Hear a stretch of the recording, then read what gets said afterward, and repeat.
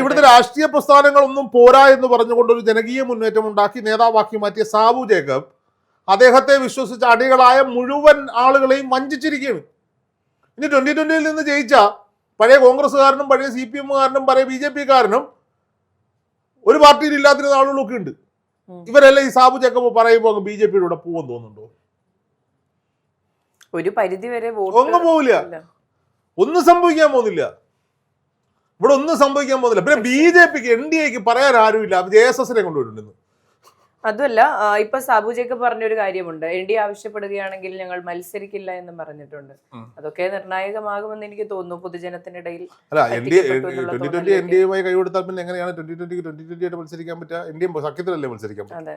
ഇതൊക്കെ നമ്പറുകളല്ലേ, ആളുകളുടെ കണ്ണിൽ പൊടി ഇടാനുള്ള നമ്പറുകൾ. ചീപ്പ് ഷോ, പട്ടി ഷോ. അതെ, ഈ മുതലാളിക്ക് വലിയ ആളാവണം. മുതലാളിയുടെ ബിസിനസ് സ്ഥാപനങ്ങളിൽ നിൽക്കുന്നിടത്തുണ്ടാകുന്ന പ്രശ്നങ്ങളിൽ ആരും ചോദ്യം ചെയ്യാൻ പാടില്ല. കിറ്റക്സുമായി ബന്ധപ്പെട്ട് ഉയർന്നു വന്ന പല ആരോപണങ്ങൾ, മാലിന്യ പ്രശ്നങ്ങൾ, ഇതൊന്നും ഇടതുപക്ഷവും വലതുപക്ഷവും BJP-യും ചോദ്യം ചെയ്യാതിരിക്കാൻ വേണ്ടിയിട്ടാണ് സ്വന്തമായ രാഷ്ട്രീയ പാർട്ടി ഉണ്ടാക്കി. കിറ്റക്സ് കമ്പനി നിൽക്കുന്ന ആ വാർഡ് മാത്രം അവർക്ക് കിട്ടത്തില്ലല്ലോ.